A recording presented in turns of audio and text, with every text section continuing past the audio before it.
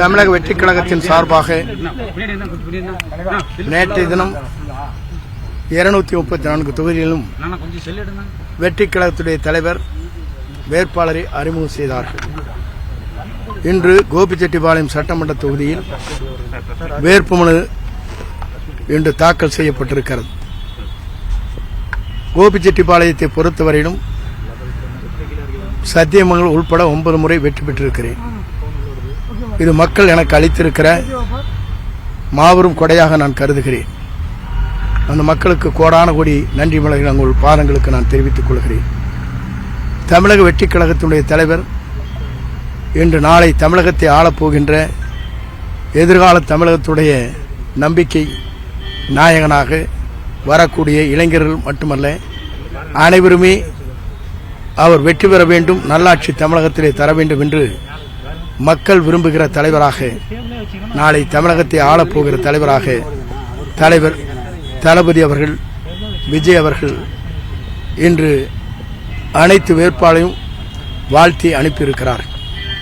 குறிப்பாக ஆண்டு முடிந்தவரும் சரி, ஆண்டு கொண்டிருப்பதை காட்டிலும் புதிய ஒரு இயக்கம் தமிழகத்திலே உருவாக்கப்பட வேண்டும் என்பதுதான் மக்களுடைய கனவாக இருக்கிறது. குறிப்பாக 50 ஆண்டு காலத்திற்கு பிறகு ஒரு மாற்றம் தமிழகத்திலே வேண்டும் என்று விரும்புகிற காரணத்தின் அடிப்படையில் புதிதாக மட்டுமல்ல, தனக்கு இருக்கின்ற அனைத்து வசதிகளை விட்டுவிட்டு தனக்கு கிடைக்க வேண்டிய அந்த திரையுலகத்தில் உச்சகட்டத்தில் இருப்பதை தேவையில்லை, மக்களுக்கு பணியாற்றுவேன் என்று சொல்லி இன்று பணிபுரிய வந்திருக்கிறார்கள். குறிப்பாக அவருடைய காலம் பொற்காலமாக அமையும்.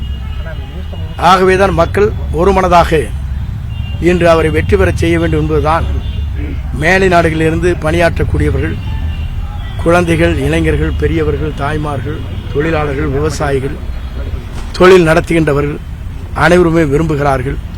ஆகவே மாற்றம் உருவாகும், வெற்றி என்பது அவருடைய தலைமையிலே உருவாகும் என்பதை நான் மகிழ்ச்சியோடு நான் தெரிவித்துக் கொள்கிறேன்.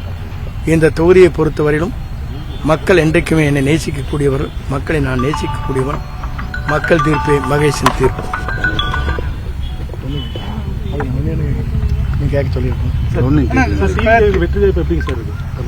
என்னை பொறுத்தவரையிலும் 234 தொகுதியிலும் வேட்பாளர் நிறுத்தப்பட்டிருக்கிறார்கள். ஆட்சி அமைவதை எந்த சக்தியாலும் மக்கள் சக்தி ஒன்று திரண்டிருக்கிறது. ஆட்சி உறுதியாக அமையும். கோட்டிலே 2026 அவர் தேசிய கொடியை ஏற்றி வைப்பார்.